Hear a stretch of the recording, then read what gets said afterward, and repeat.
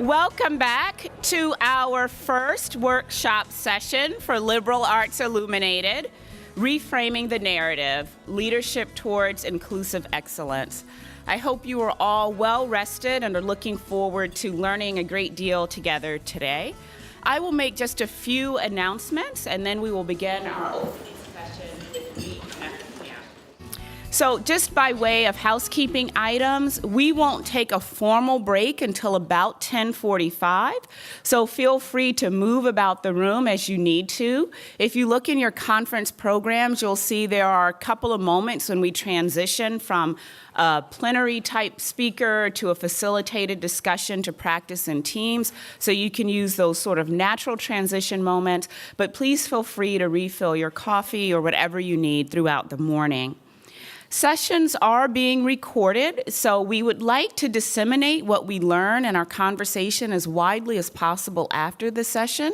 So we just ask that if you are asking a question to please use the microphone. We will make certain to get the microphones to you, but you will and your colleagues will have access to the recordings after the conference. Each of the workshops will have 3 parts. So we will open with a broad conversation or plenary or panel to introduce the big topic idea. So right now we'll start with leadership toward an inclusive curriculum as an example. We will then have a session on models for success, where we hear about how these big ideas can play out on a campus that's done some good movement in this direction. And then we will have time for reflection and action planning with the facilitated practice in team session. And that's when we'll really get to take what we learned from the broadest perspective and put it into action for our campuses. I'd like to take a moment to thank Amit Mrig and Academic Impressions, who provided us with a series of tools to support our action planning. Academic Impressions is one of our partners in planning the conference. For the second time, they've been a great partner to us. And I really encourage you to use the note-taking tools as they serve you. You will see the questions that are guiding the session listed on the first pages. And then they've offered some really thoughtful ways to think about, for example, what's your goal? What are some of the barriers? What are the next steps you need to take? You have a packet of the planning tools for each one of the sessions in your welcome bag. If you need a copy, just let me know and we will make sure you get that. But Amit, I know you're in the room. And if you could just, oh, you're right here in front. So if you could join me in thanking Amit and Academic Impressions for providing this. So before I turn the microphone over to Barb May to formally introduce Lee Knefelkamp, I just want to say I'm excited about challenging ourselves and each other today as we think about the deep and rich history of the liberal arts and the opportunities of inclusion to craft a path together. Last night, Len Pasquarella really challenged us and shared a number of compelling ideas. And there were 3 points that she made that I'd just like to share as we begin this workshop session. The first is, how do we adopt an asset-based perspective through our curriculum and pedagogical practices? So how do we think about an asset-based perspective? How do we avoid the willful disconnect of the liberal arts curriculum from the practical matters of life is a second point that she raised last night. And the third one that really resonated for me, and perhaps a different series of questions resonated for you as it relates to this first session, but how do we think about our curricula and our rewards structure in higher ed in order to facilitate and embrace inclusion? So an asset-based perspective, avoiding the willful disconnect, and how do we think about curricula and our reward structure in order to embrace inclusion? So with those questions and ideas in mind, I now turn it over to Barb May to introduce Lee Knefelkamp and our first workshop session. Thank you.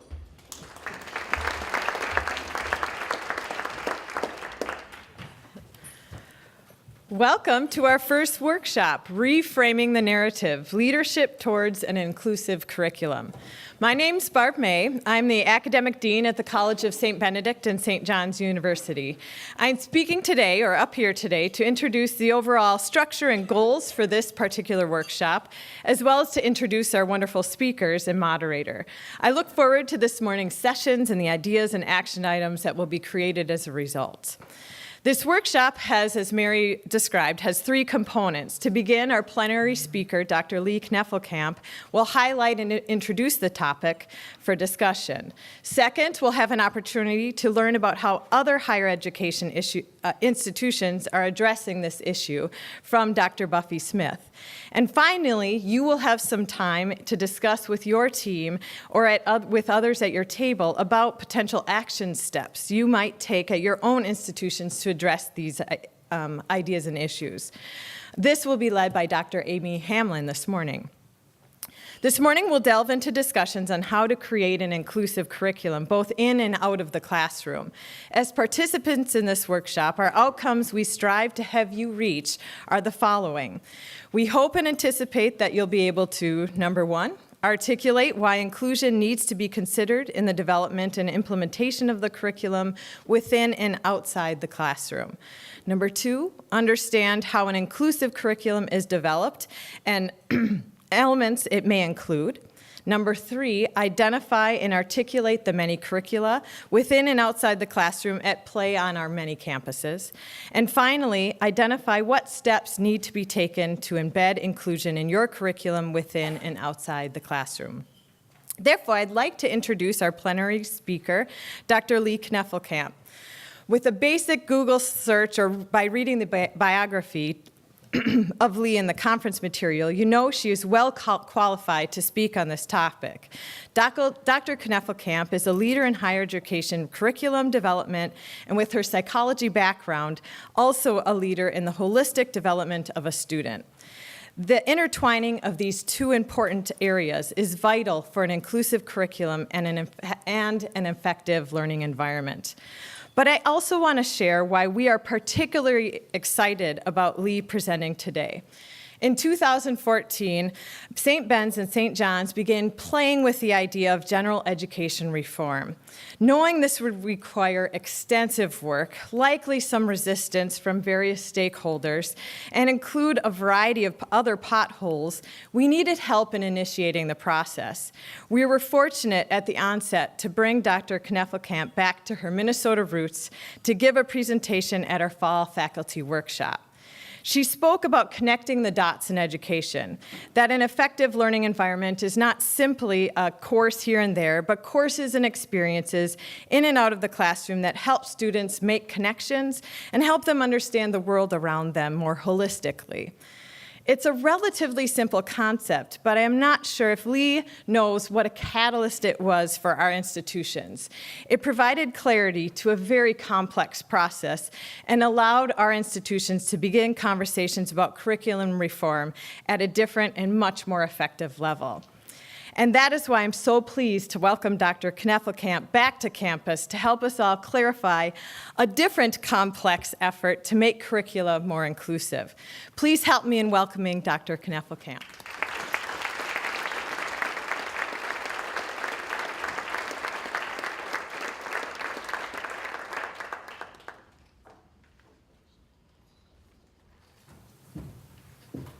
Nice small steps for the short people. This is very good. Get myself organized. This is really something. Yeah. Got the clock. Okay. Bill Perry used to say, the mind can absorb only what the fanny can endure.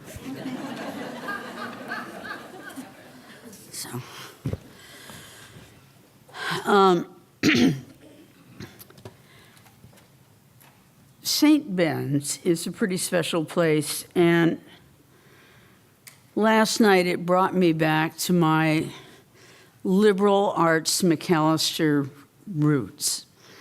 The first was recollections on John Donne, Don't ask for whom the bell tolls. It tolls for you on the quarter hour.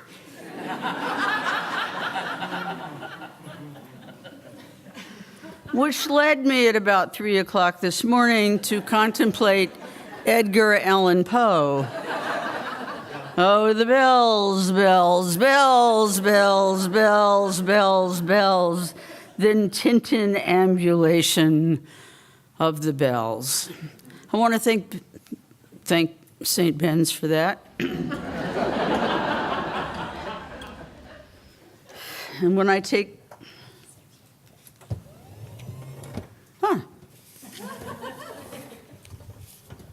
Whoa, thank you, yes.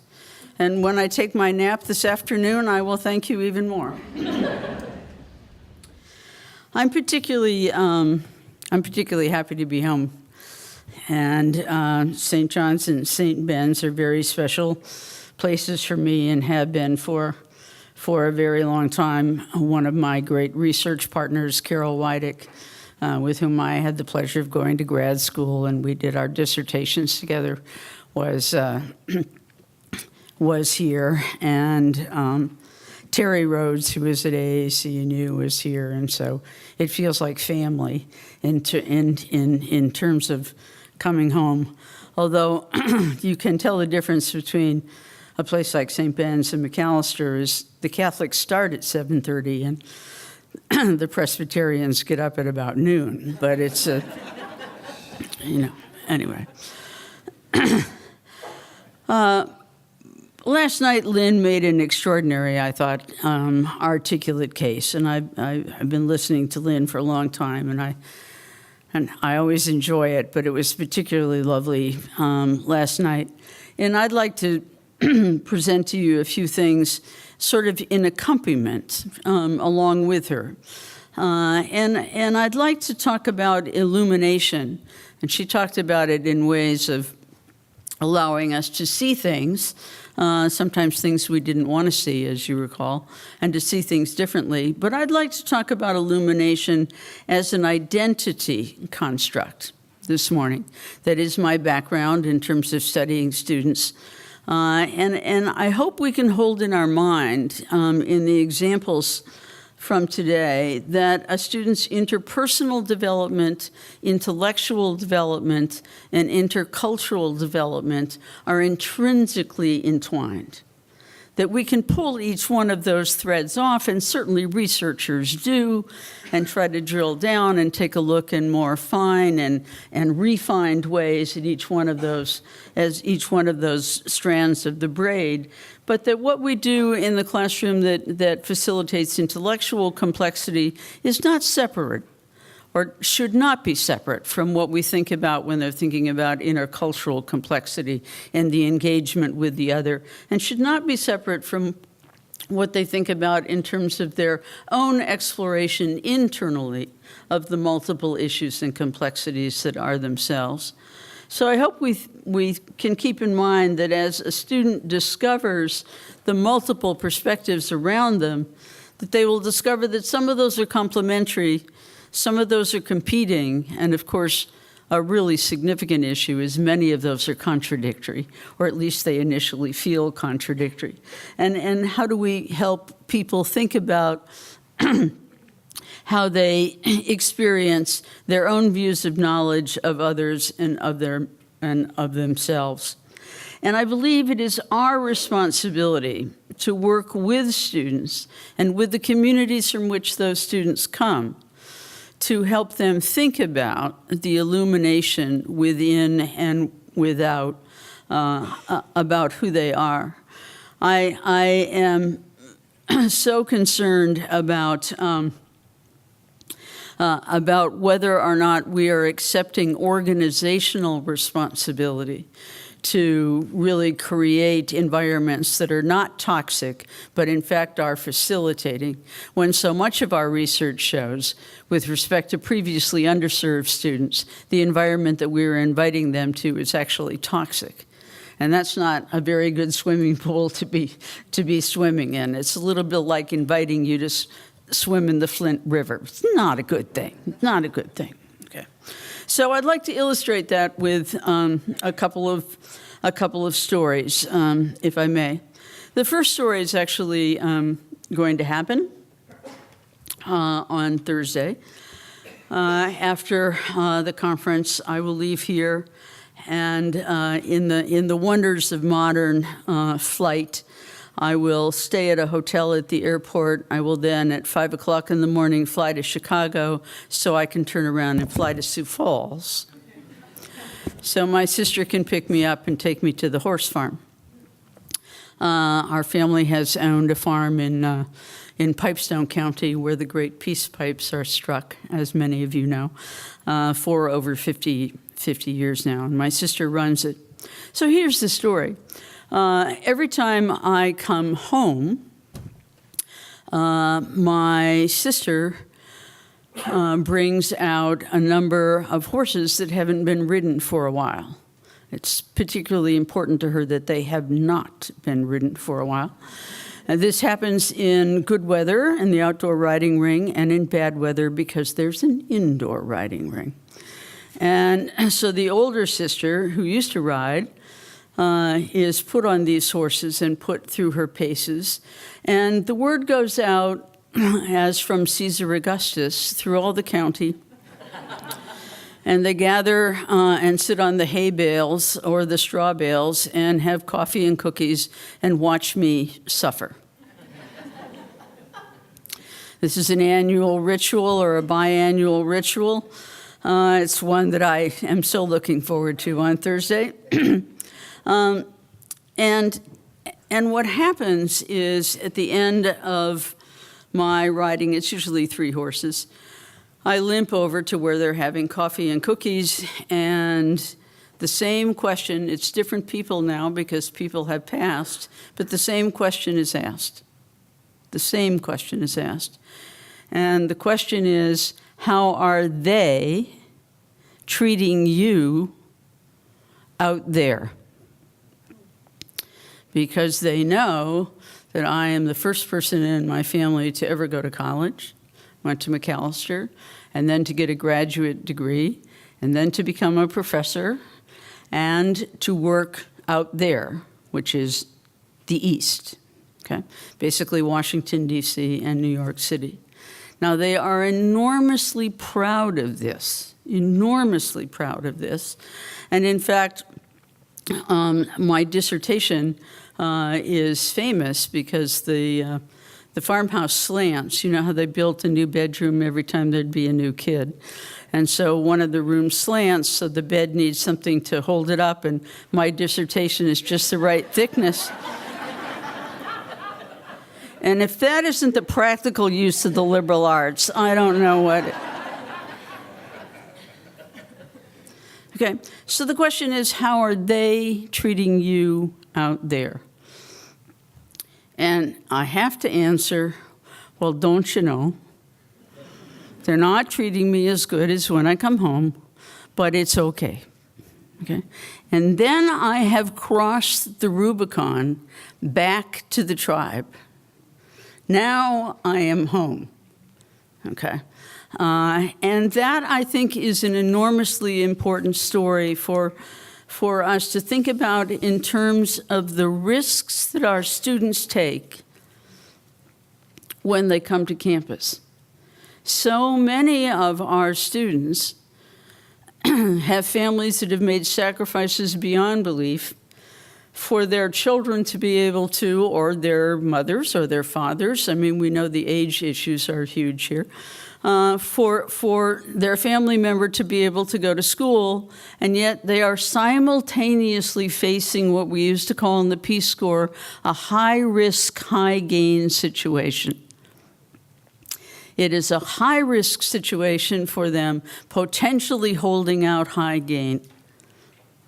But often it can be a high-risk and low-gain situation because of the way our campuses are formed and structured, not even intentionally, and that's even the worst part of the sin, unintentionally, in terms of the consequences. So to recognize the very identity risk that it is to be a college student in today's campus, whether it's 2 years, 4 years, public or private, technical or the liberal arts, anything that we want to take a look at, is a risk that simultaneously represents all the hopes of a family, a clan, a group of people that identify with each other, and all the fears of loss. And to live with that simultaneity of the risk and the gain is something I think that we need as people who study college students to pay more attention to. Okay. Story 2. When I was a first-year student at Macalester College, and Macalester had a 414 curriculum, I was in, and they were the first school to have a 414 curriculum. I took an interim course, the January term course, in constitutional law. Thought it was going to be easy. And during the course of those 4 weeks, and I could hardly wait for the spring semester to start. I loved the course, but I could hardly wait for the spring semester to start. We were reading actual Supreme Court decisions. Okay. Plessy versus Ferguson, and then Brown versus the Board of Education. Okay. Loving versus Virginia. I mean, there were these enormously conflicted cases, many of them conflicted in their decisions, and I remember staggering out of class, loving it, but staggering out of it, thinking, how could, this is going to sound so stupid, okay, just bear with me, how could the 9 smartest people in the United States, I know, on a morning like this, how could the 9 smartest people in the United States contradict each other? And even more importantly, more staggeringly, how could sometimes those decisions be complicit in doing direct harm to others or denying good to others? It was a stunning realization. It was a stunning realization. And I began to realize, right, that college was a little more complicated than maybe I thought it was. And now, in my dotage years, I look back and I see the curriculum as a Trojan horse. I thought I was taking constitutional law. They were messing with my mind. And that messing with my mind couldn't just get stopped at the edge of the Supreme Court. It couldn't just stay with any 9 group of people making a decision at any given time. It began to leak everywhere. It began to leak into what do other experts say?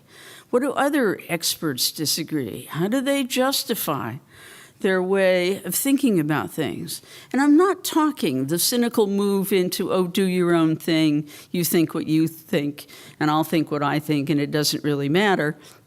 I'm talking about trying to figure out how people make sense and meaning out of the world, particularly when they seem to do that in contradictory ways. And I couldn't keep it from leaking. I just couldn't keep it from leaking into talking about my friends who were from different religious traditions and talking about students who were from different countries, in being a person who was both from rural Minnesota on the one hand and the child of military officers on the other, a person who did not believe military were baby killers, but also was against the Vietnam War. I couldn't keep it from leaking. The Trojan horse had entered the gates. Right? And we think we're just teaching literature. And we think we're just teaching cross-cultural psychology, but it's leaking all the time.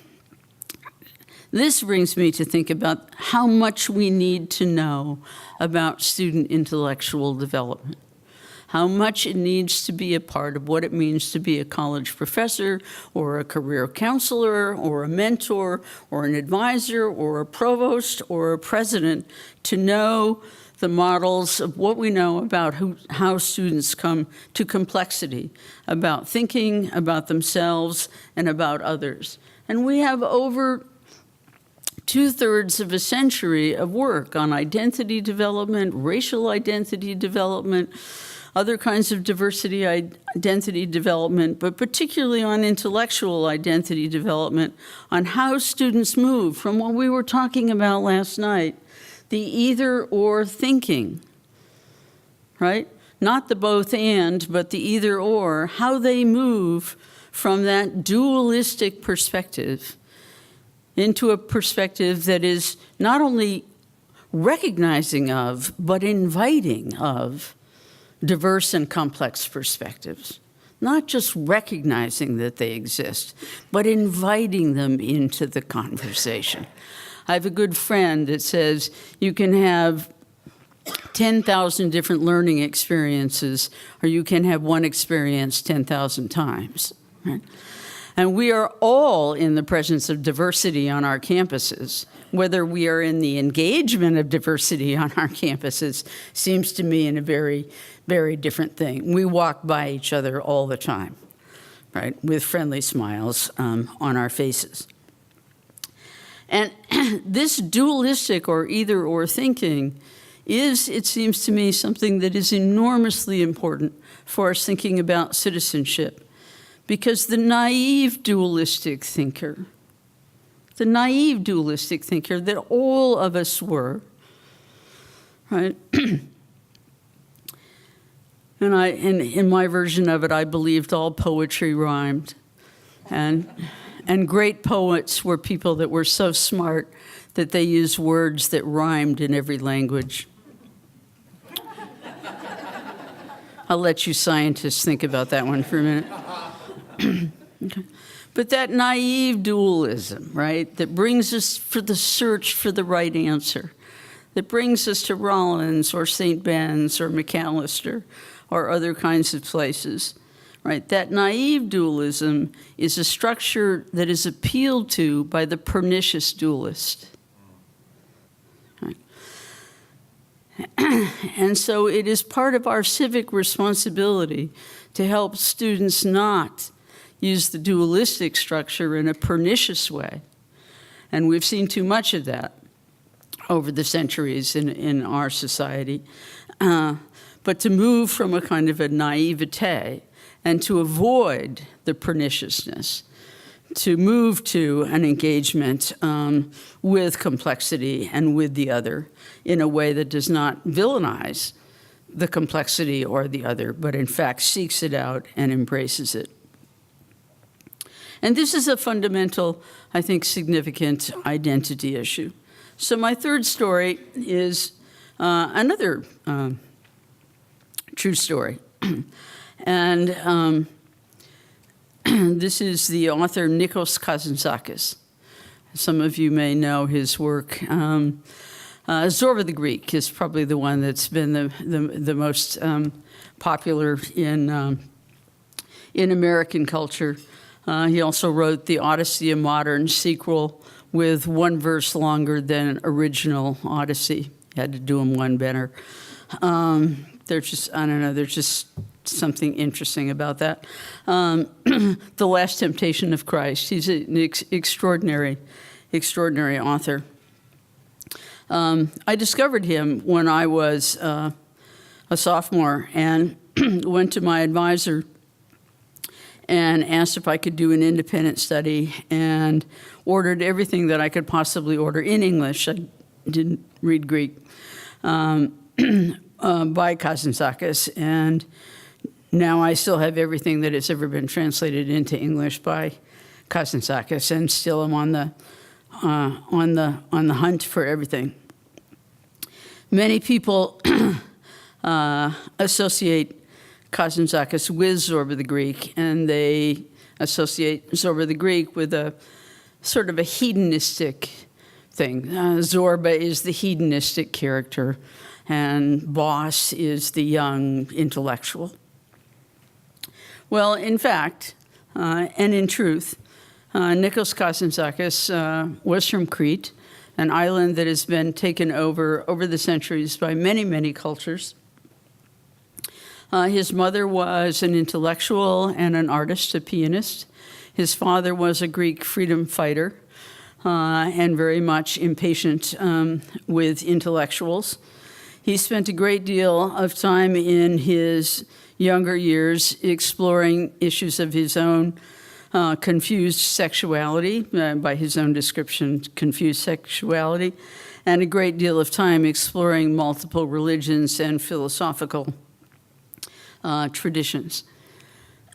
He goes to the university where he is a stellar student, but is dissatisfied. He doesn't know who he is. And there's nothing in the curriculum that speaks to him. He's not mirrored in the curriculum. And one of the great things I think that we need to ask at this conference, and every time we begin to sit down to that blank page that becomes ultimately the syllabus, is whose story gets to be told, and who tells the story, and who does the interpretation of the story. Well, he can't find himself in the story, right? Loves being in school, but he can't find himself in the story. And so he goes, his father has left a lignite mine on one of the islands in the Aegean, and he goes with Alexis Zorba. He's Griegos Zorba in the in real life, to spend the summer mining the lignite. Only there isn't any.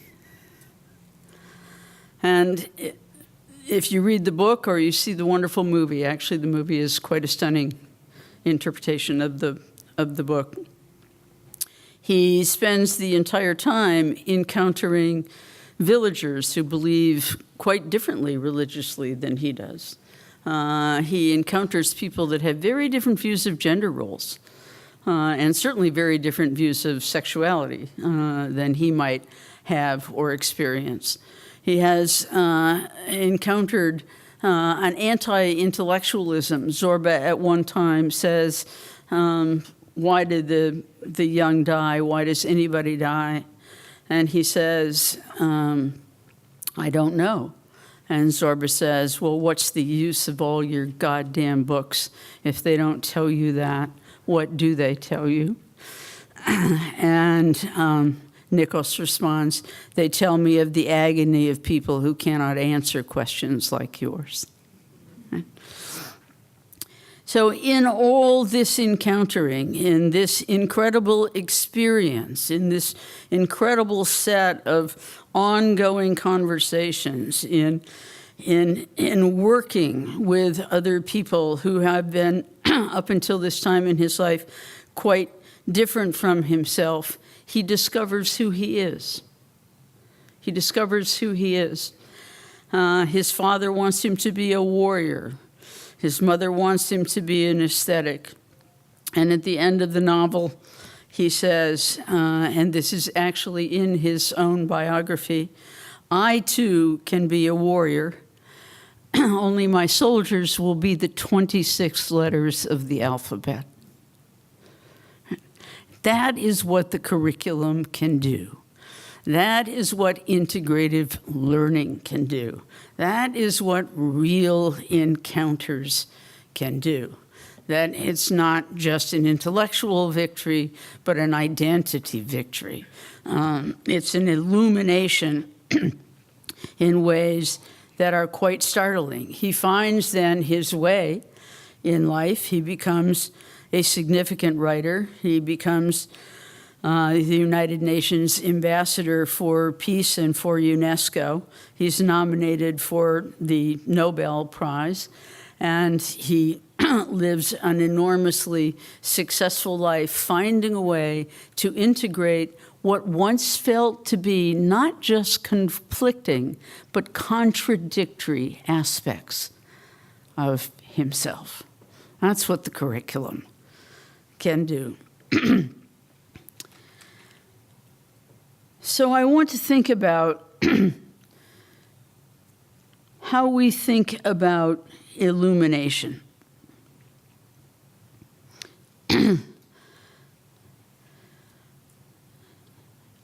A number of years ago, Rich Gerasi, who is the retiring president of Wagner College in Staten Island, where my grandson will be a first-year student in the fall,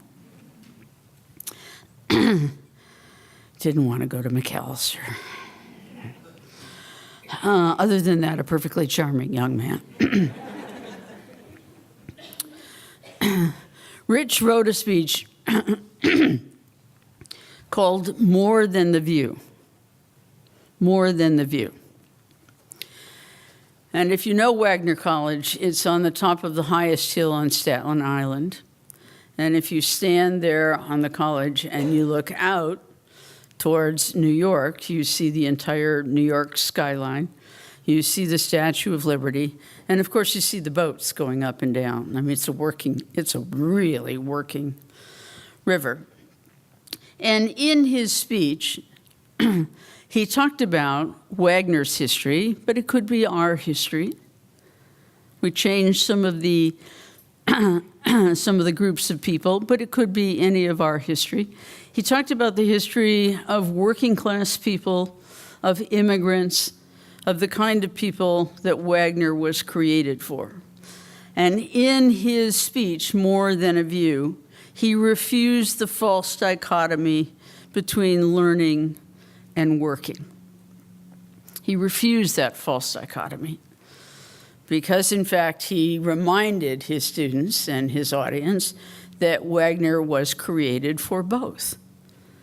And it was created by both in order to do that. Out of that speech, the phrase, the practical liberal arts, was born, and some of you who have studied curriculum and are creating your own extraordinary curriculum plans will recognize the phrase, the Wagner Plan, which is a plan that attempts to integrate liberal education, liberal learning, and the practical arts or work. I would suggest to you this morning that part of what our curriculum needs to do, whether it is in the health sciences or what we call the traditional liberal arts or the business school or in the world that I used to live in at Teachers College, Columbia University, the merely applied.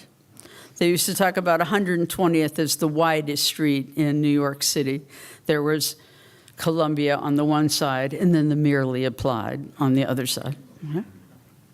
I believe our curriculum, I passionately believe our curriculum should illuminate for the students their need to develop and live in that practical liberal arts tradition. That the illumination of refusing the dichotomy between work and the liberal arts, between learning and working, is a false dichotomy, and that within them needs to be the integration across that false dichotomy. Another way of thinking about this, and it's a phrase I leave you, I'm glad you like to connect the dots, I like to connect the dots too, but is about architects and stonemasons. And certainly there's the soaring beauty that we see of great cathedrals. I live only several blocks in Washington, D.C. from the National Cathedral. And it is a place of soaring beauty and magnificent peace at the same time. And the National Cathedral, as you know, is a place for all faiths. So my Jewish whirling dervish sacred circle dance partner teaches there on a weekly basis on the labyrinth that's below the cross on the lower level. One presumes the cross doesn't see the labyrinth and vice versa. But it is a place that welcomes all people. Now, it could not have been built any of the great cathedrals in the world, Angkor Wat, any of the great places in the world could not have been built without a combination of architects who had soaring visions and stonemasons who could enact them, and in fact had visions themselves. You can't go all the way up to see what I'm about to describe. You can get about 3/4 of the way up now. But the stonemasons carved cherubs and animals and motifs at the very, very all over the building, but at the very, very top of the building where no one would ever see them. And they carved into those motifs the faces of their grandchildren, faces of their grandparents, faces of their ancestors, faces of their dearest loved ones, because they knew, out of the integration of the soaring vision and the practical operation, they needed to represent who they were. And whether people would ever climb to the very top, and you can't, okay? Or if you're like me, you don't want to, they knew what had been carved there. They knew what the curriculum was. What we need to help our students be able to understand, to feel, and to do, it seems to me, is to realize that they are building cathedrals of their own lives. They are both the architects and the stonemasons. And that the false dichotomies that are perniciously around them will only get in their way of achieving their vision. And this should be a part of the message of our curriculum as surely as anything else is on our syllabus. This will allow them to translate illumination of the liberal arts into what Katie Cannon, the first African-American graduate of Union Theological Seminary, called discernment. Enlightenment and illumination equal discernment in Katie's mind. And she said,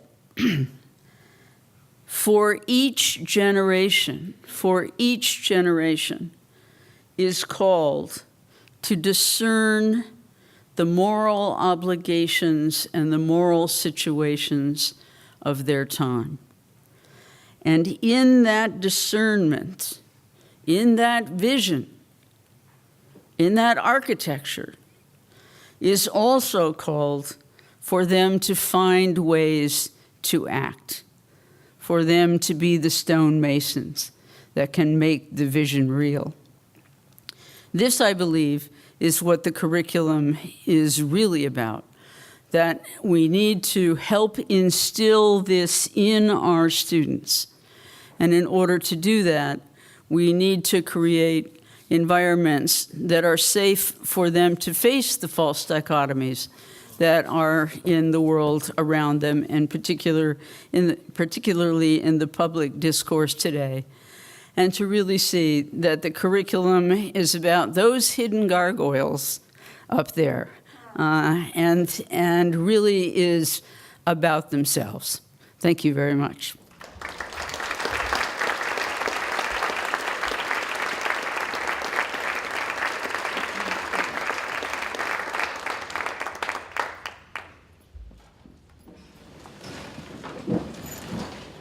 Based on our time, I think if you have questions for Lee, we'll let you do that at a later moment, and we'll invite Dr. Buffy Smith up to provide some examples of how she's helped students build cathedrals. Thank you. Thank you.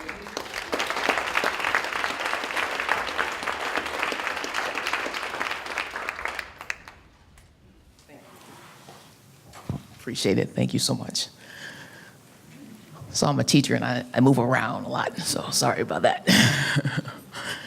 I just want us to just give another warm applause and appreciation for Dr. Lee.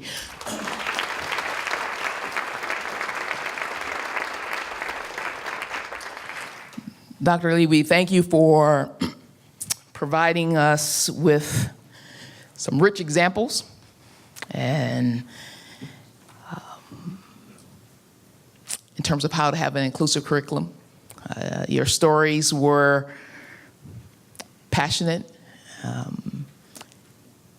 and certainly inspiring in terms of how we can have this sort of create a non-toxic environment for our scholars, how we can have high risk and high gain at our colleges and universities. And so I want us to just think about this as it relates to our particular colleges and universities. This relationship between an inclusive curriculum can't happen unless you have an inclusive campus. So what does an inclusive campus really look like? Now, many of us can recite the mission statement, the vision statement, our diversity and inclusion equity statements of our respective universities. Any volunteers want to recite it right now? No? No one, seriously? I know you know this. But think about this.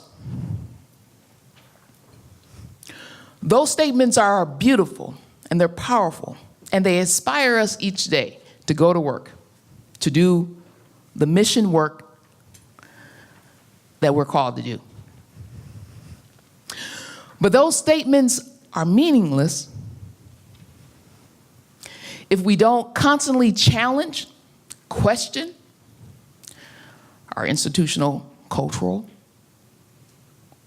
policies, practices, procedures.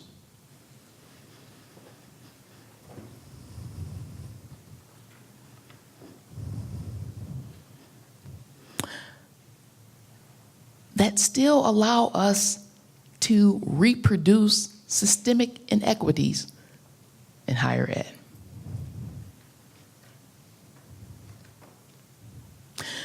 They're beautiful on paper, great to be part of a strategic plan, but how do we live it out? And that's important because our scholars really know what it feels like to be a part of an inclusive campus.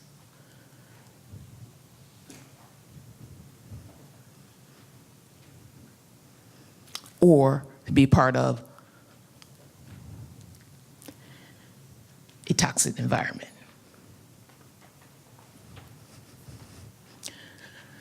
One model that I would propose that we consider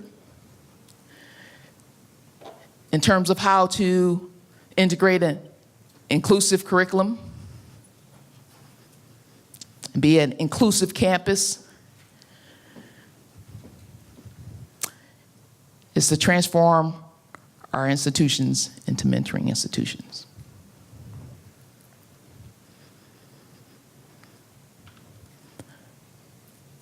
That's the proposed model.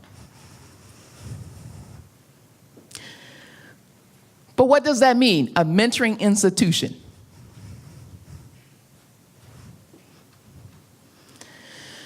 How do we create a mentoring institution that doesn't reproduce the status quo?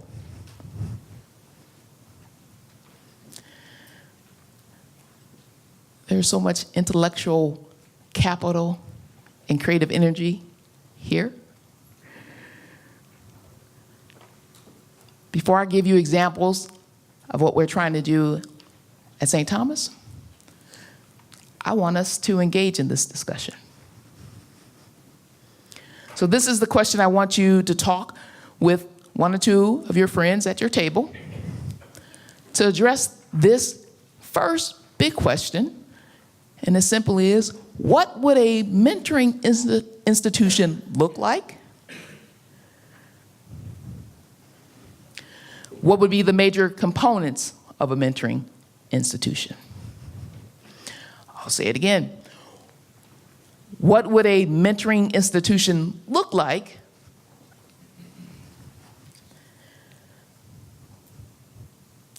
What would be the major components of a mentoring institution?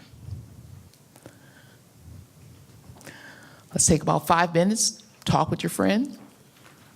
I'll come back and we'll report out, get some examples.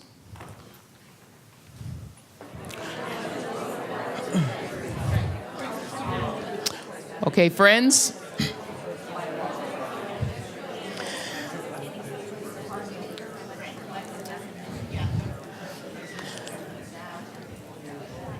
I told you a lot of intellectual capital and creative energy.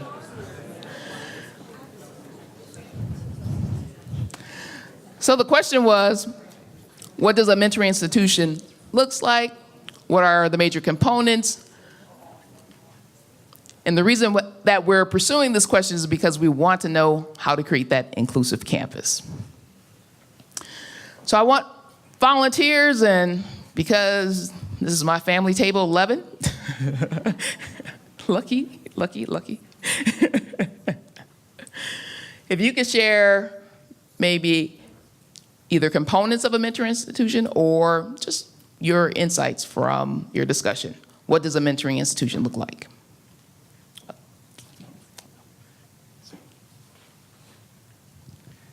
Well, 2 thoughts. One was, I think the way you phrased it challenged us not to think about mentoring programs, but what it would be like for a whole institution holistically to mentor. And some of the components we talked about were that individual students would be mentored, but they would also think as a whole the community was being mentored. And for me also, peer-to-peer mentoring would be really an important component of that.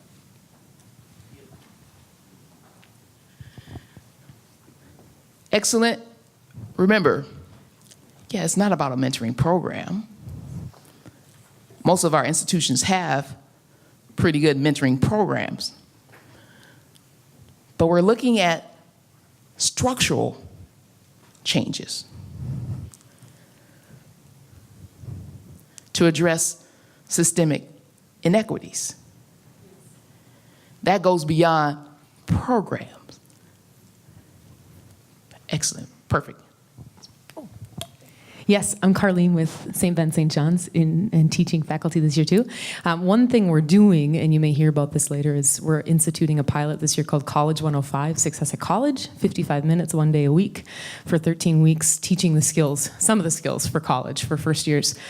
And the weekly assignment is a 1 to 2 page reflection paper on what did you do, what did you learn, how are you going forward? So I think as it relates to Buffy's question is, I think one thing a mentoring institution looks like is a paradigm shift into more reflection and conscientiousness about learning and outcomes. And we talked at our table about getting out of this duality of success and failure into more, what did we learn and then how do we move forward? Akin to the conversation last night about how are we teaching students what we're doing and why. Beautiful. Excellent. Intentionality.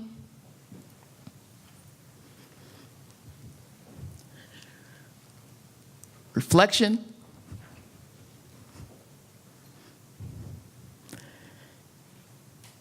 And real concrete plans of how to change policies and practices that have the most impact on your scholars. Beautiful example. Excuse me, Brian Peterson, Central College in Iowa. One of the, it struck me as we're thinking about this notion of a holistic change, Charlie Blake and Kathy Wise have often commented that when students refer to faculty, they're not referring to faculty. They're referring to anyone at the institution who's in a position to have some level of influence. And I think one of the things that we're trying to do at Central is to deliberately provide different touch points for all students, but all centered around asking them the same questions, right? So the RAs, our orientation leaders, the athletic coaches, the choir directors, the student employment supervisors, they're all kind of, we're trying to have similar conversations so that students know that they have lots of people to whom they can go. And if a student asks a question somebody doesn't have an answer to, oh, why don't you go talk with? And so it becomes kind of in some ways, an umbrella conversation. Thank you. At a mentoring institution, if it's truly an inclusive campus, everyone's a mentor. Everyone reaps the benefit of mentoring. It's not just based on your assignment to a particular scholar or junior faculty or staff. It becomes the fabric of who you are, that no one will be left behind. It's an attitude of ohana.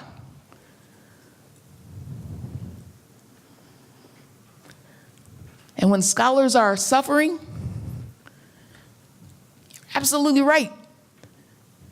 When they need to be rescued, they don't care if it's the person who's in your physical plant or facilities that can help them.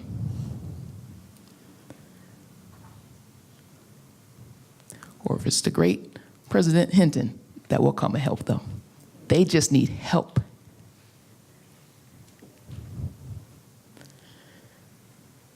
And the mentoring institution says, if you're the first responder at that time, then that's your responsibility to respond.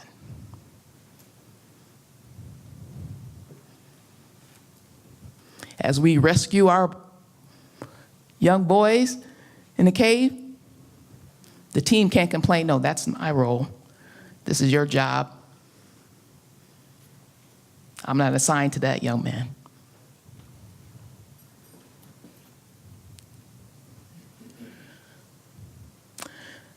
Beautiful. That's the first question. Let's just warm up. So now here's the second question.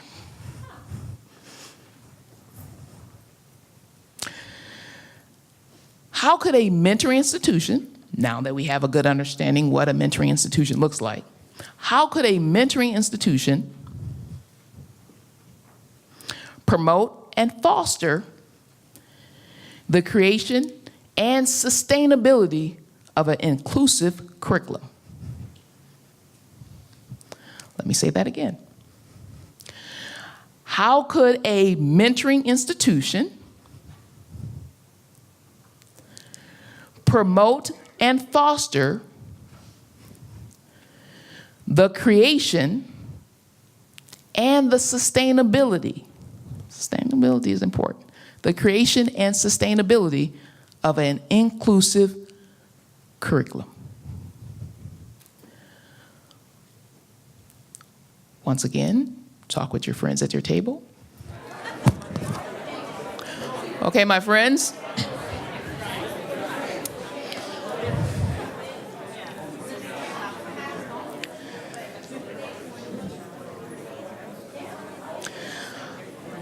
My friends at table 15, the mighty three. Woohoo! Powerful, powerful women. So the question, once again, was how could a mentoring institution promote and foster the creation and the sustainability of an inclusive curriculum? All right. Well, what we talked about, I'll just first say, none of us are on the faculty, so we talked about this anyway. We thought that we should include this in tenure requirements in how we think about faculty. What do we want faculty to be doing? We also thought faculty development was an important component of this. And then I think to have it in the curriculum, and I think this goes to for every faculty member to look at what are they doing in their classroom? What kind of materials are they using? How are we being inclusive? I was struck by the first speaker thing when she talked about, can every student see themselves in the community? And so how do we ensure that as a student's going into the classroom, they can see themselves in some component of that? Beautiful. Excellent. If we're part of a mentoring institution, we would no longer have to say, I'm not part of faculty, to have a discussion about curriculum issues. If we're part of a mentoring institution.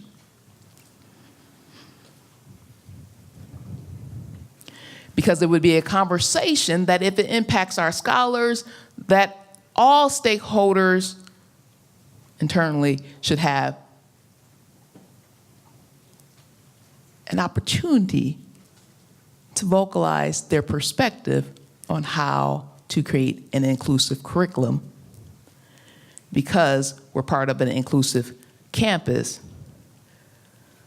And once again, when a scholar needs help, they're not just going to go to a faculty member. They just might feel more comfortable talking to one of you powerful women. So you'll have these checks when you're having conversations in your committees and in your forums and your convocations. You'll know if you're a mentoring institution by how your colleagues are talking about one another. And it starts with us. Faculty and staff, disregard your title. What are you here for? That's when you have to remember your mission, your vision, your diversity and equity and inclusion statements. We're here for each other. And if there's a faculty member or there's a staff member that doesn't feel a sense of strong belonging and attachment at your respective college and university, you're not a mentoring institution. And if you're not mentoring one another, you cannot effectively mentor your scholars.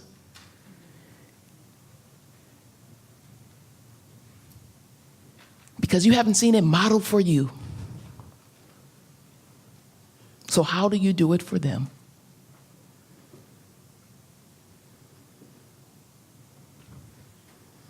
That's why we don't always have to ask students, are you feeling included? Ask your colleagues.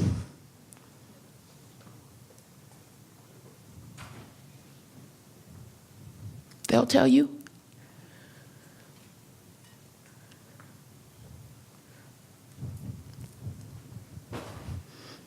But yes, rewards in terms of the evaluation is important.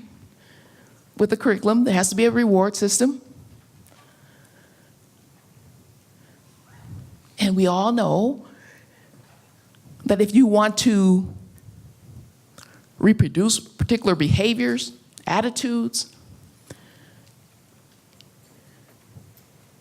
you reward it.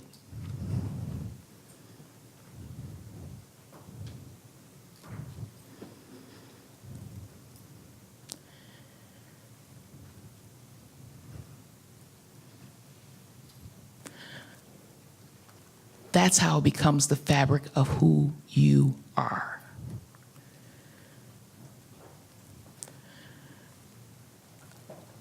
Other responses. Now I'm going to go to my friends at table 3 because Ty has the, I can't even say privilege of knowing me. It's a bad thing right now, but Hi, I'm Ty Coleman at St. Catherine's University. I am going to hand the microphone to my colleague who did such a great job answering the question. Thank you, Ty. I'm Takara Stark at St. Kate's. I shared that I think part of it is we all need to share the same experience. You know, at St. Kate's, we have 2 bookend classes that support our social justice commitment, the Reflective Woman and the Search for Global Justice, or Global Search for Justice. And our faculty and staff don't all take that class, or either of those classes. And how do we really say that that's part of our mission and what we do if we aren't actually reflecting that in what we're all doing? And I think that that goes to how do we all mentor and how do we all have those same conversations and be lifelong learners. And so I think it's starting with, you know, who we are and what we really say we are. Beautiful concrete examples. If it's important for every first year class to take certain classes or read a common text, and the entire faculty and staff team are not part of that discussion, engaged in those readings, we're not a mentoring institution yet.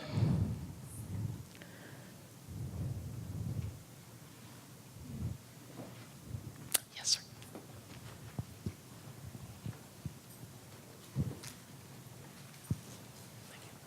Hi, Paul Crump, former trustee over at St. John's.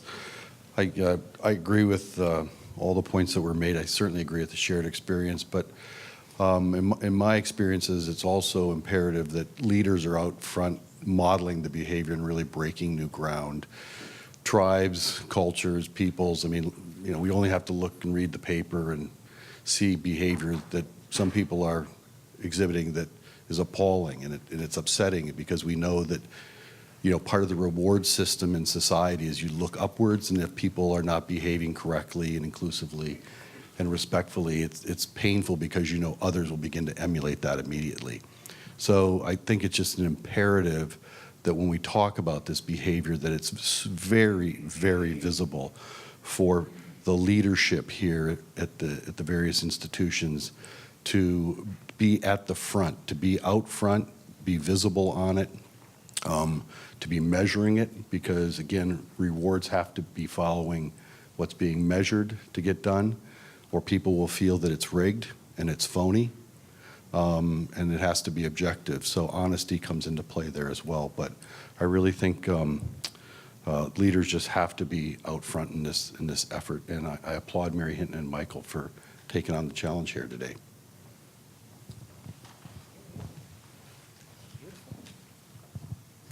I agree. Yes, thank you. I appreciate this conversation. I suddenly felt myself having this uncomfortable flash in the midst of this, of just so often what I've seen in my decades in higher education, that it's disproportionately female faculty who do the mentoring, and it's disproportionately faculty of color who do the mentoring. And so I think it's really important to talk about the institutional, the structural, the reward system, the people in leadership being out in front, because I'd hate, you know, I'm feeling myself like, yes, I need to do even more, and I do need to do even more, but I want to make sure that that is shared. And also, you know, and built into the institutional structures. And I'm also thinking, you know, for me, you know, my table of the faculty, the counterpart to that table, is to think about how can I, as an individual faculty member, build that mentoring into my classroom practices too, so that this really is part of what we do as the fabric of what we do, and it's not what I think has historically typically happened, been an add-on in addition to everything else we're supposed to do. So anyhow. Excellent. Thank you for sharing. That was courageous. So in terms of leadership, then the question is, are these conversations being posed in President Council, the Board of Trustees meetings,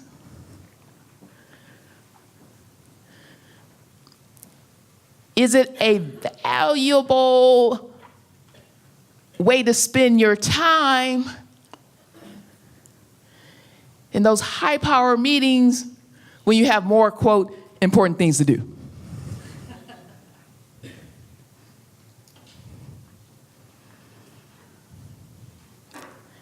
Is being an inclusive campus worthy of having that conversation?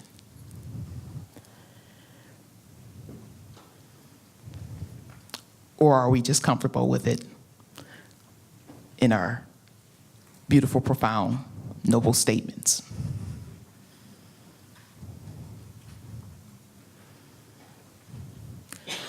Can you tie it to other important conversations? Or can you say that unless we have this conversation,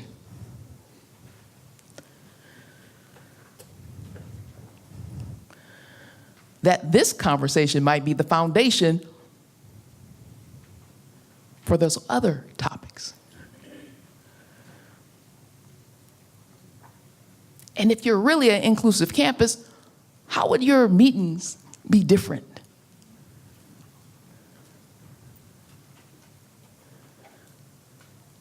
How would you engage with your colleagues differently if you're really a mentoring institution at your meetings?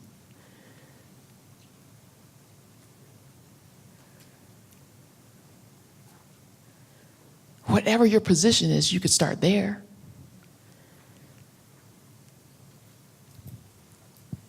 Thanks. Ty Coleman again at St. Kate's.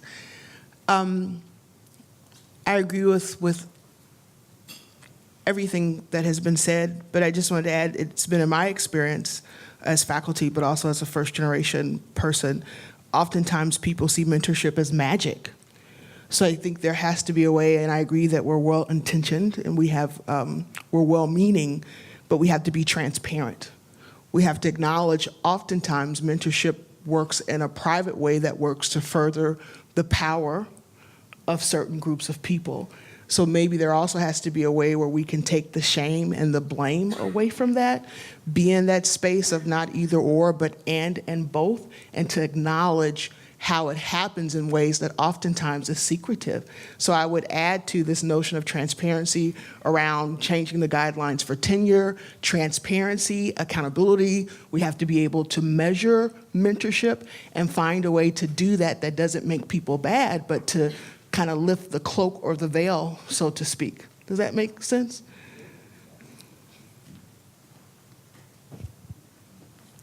One more, yes.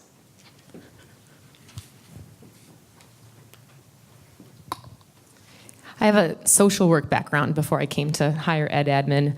And in working with many first-generation students, especially in Texas, and having lived in Mexico too, and thinking with colleagues, all this to say, I think it's easy to think and talk about this and get sometimes hung up on strategic plans.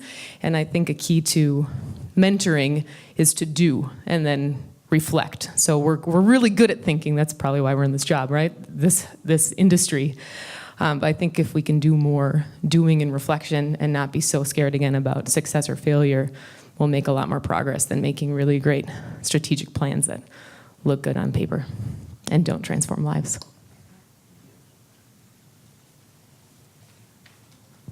Excellent. Thank you. I could talk about this all day, but the president gave me a nod like, no, you can't. No, so I got you. I got you, Madam President. I'm going to wrap it up here. So let me share with you what we're doing at Doherty Family College's St. Thomas University. This is our first full year at Doherty Family College.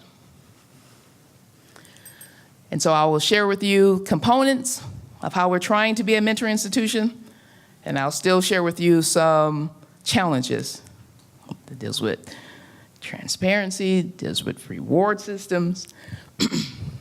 Still work in progress. So the mission of Doherty Family College is to offer scholars who need more academic preparation, come from under-resourced communities, an opportunity to earn their Associate of Arts degree in a learning environment that will provide them intensive academic mentoring, economic, social, and academic support to thrive in college. The goal of Doherty Family College is really to prepare scholars with the educational background they need in those first 2 years so they can continue either at the 4-year program at St. Thomas, but our curriculum is also structured to adhere to the Minnesota State curriculum guidelines so they can also pursue a 4-year institution in the state of Minnesota.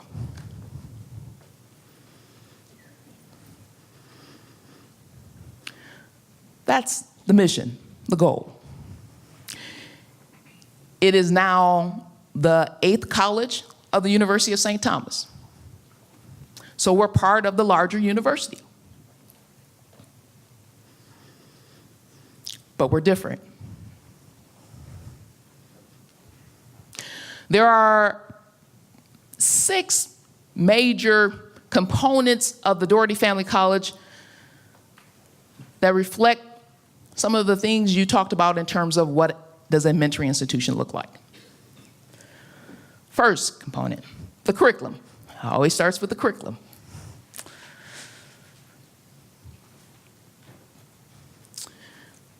DFC curriculum are the same core courses that we offer in our 4-year program. Those same core liberal arts courses. So DFC courses have to adhere to the same course objectives, course competencies as our 4-year program, but we emphasize that pedagogy is different. Because DFC pedagogy, we have to be mindful and intentional that it is culturally relevant.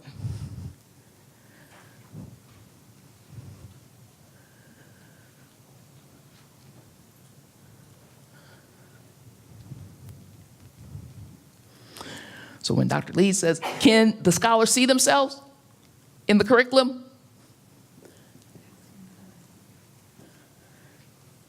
That's part of the requirement for a faculty at DFC. That they are intentional when they're creating their syllabus to make sure their readings and their assignments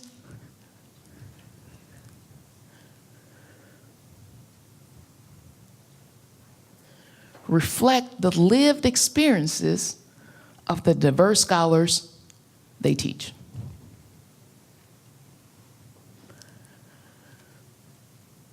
Maintain the rigor. That's important, especially if you have an asset-based approach. The rigor of our scholars remain. We are just scaffolding the support that they need to reach that standard. The second component is we have a cohort-based model. Our scholars are assigned their cohorts after their summer enrichment program. They take all their classes together. We know in terms of the literature that sense of belonging is really important in terms of retention, graduation rates. Well, that's one intentional way you can build that support. So they have a strong sense of belonging, a strong sense of community among faculty and scholars, and also to the larger identity of St. Thomas. Because that's when you know you really have an inclusive campus, when you measure your scholars or your faculty or your staff, their identity attachment to that institution.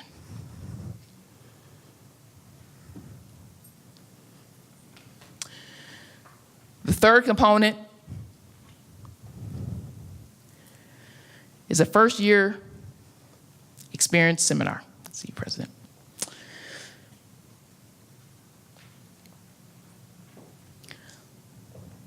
I like that class because I teach that class. So for our first-year scholars, I teach them in the fall and the spring. And in essence, I am teaching them the skills. Hopefully they're preparing and learning the tools and the knowledge that they need to master the formal curriculum and the hidden curriculum of going to college. So of course, I talk about topics related to the formal curriculum in terms of time management, study skills, note-taking. But we also talk about information and technology literacy, financial literacy. And then we talk about hidden curriculum topics, such as how to build social capital with your faculty and staff, mentors. And the host of unwritten college norms, values, and expectations cover in that course. The fourth component is mentoring.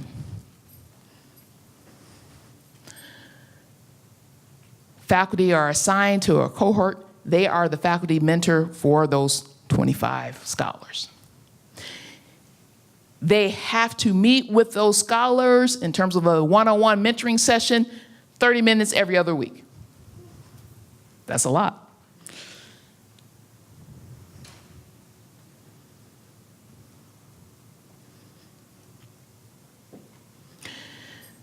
That time is spent not selecting classes because we have a very targeted list of courses you need to complete for the degree, but that time is spent on talking about real personal, economic, family, work issues that are impacting their success in college. So they never have to feel they're isolated. Our scholars are going to have challenges. They come in to DFC with challenges. We just want them to know that they never have to go through any challenge alone.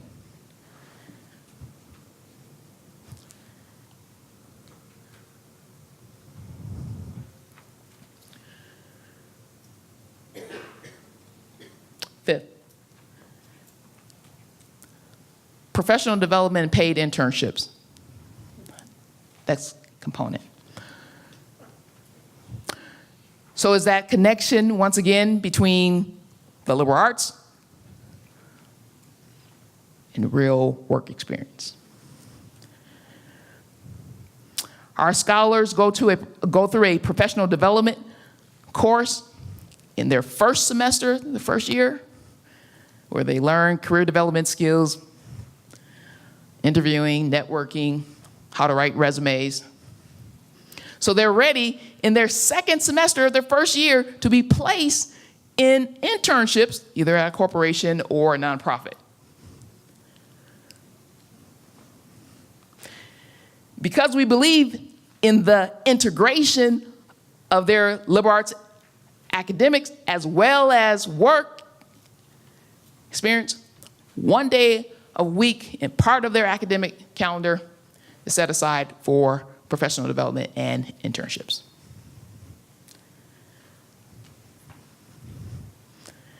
You can do that if you don't believe it's a false dichotomy.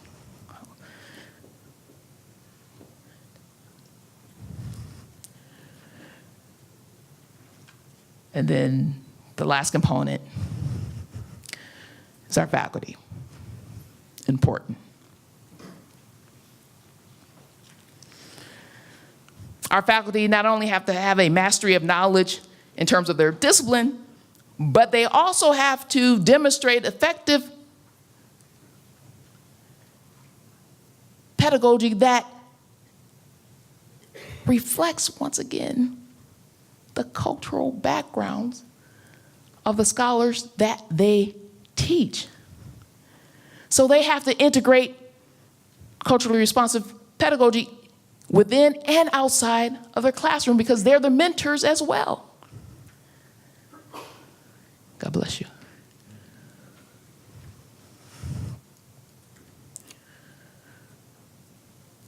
Hiring faculty is critical for our success.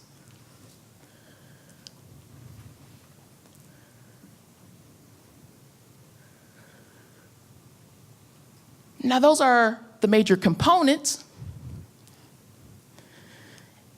And because we want our scholars to graduate not only with a strong liberal arts background, but also meaningful career development and work experience,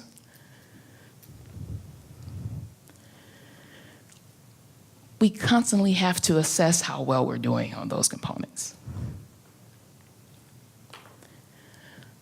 In terms of evaluation, in terms of transparency, now our faculty can commit that amount of time to mentoring and developing and designing an inclusive curriculum because that is where their reward system is based.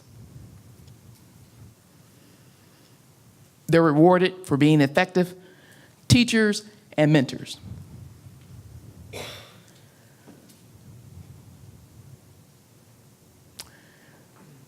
But there is a downside to that.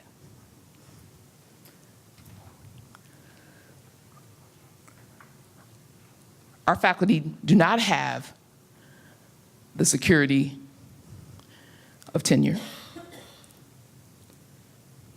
And we can have a debate whether that is security for most people right now anyway, but larger discussion.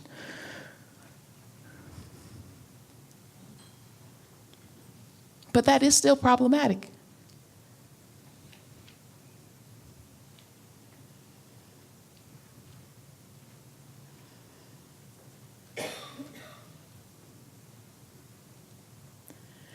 Although assignments have to be sort of reflect the lived experiences of our scholars,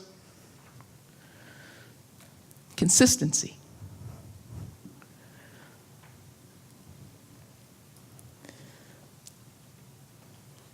Some faculty are doing it better than others. There's mandatory mentoring sessions, accountability, transparency. How do you measure and assess those mentoring sessions? We still have to work that out too. And what's really big about some of the issues we're still struggling with is how do we make sure that a scholar, no matter who they're assigned to in their particular cohort, as their faculty mentor, is getting the same high quality of mentoring as another scholar. Because what happens a lot, as Ty said, is that many of us will mentor individuals. If you only think of mentoring in terms of one-on-one relationships, you think of it as a grooming. Like, I will mentor this person because I have some type of attachment to them. They remind me of me when I was younger, and I'm going to help them along the way. Now, if you're selected, that's beautiful. If you're the chosen. But if you're not the chosen one,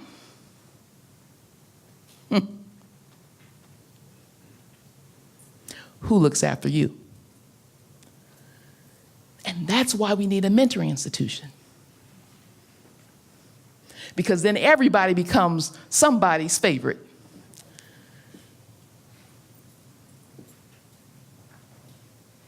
No one is left behind.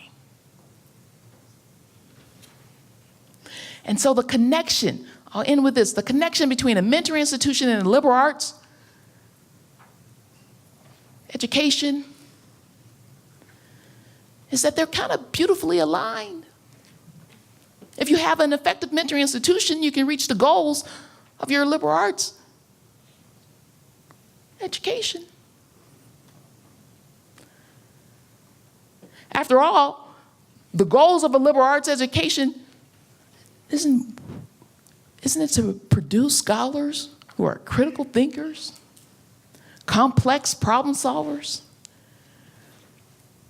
and morally responsible global citizens?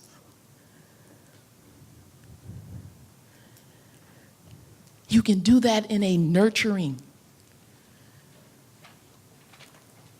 and mentoring environment. And if we can transform our colleges and universities into mentoring institutions, we'll create an inclusive campus that reflects and embraces an inclusive curriculum. And most importantly, we'll produce more engaged and compassionate global change makers.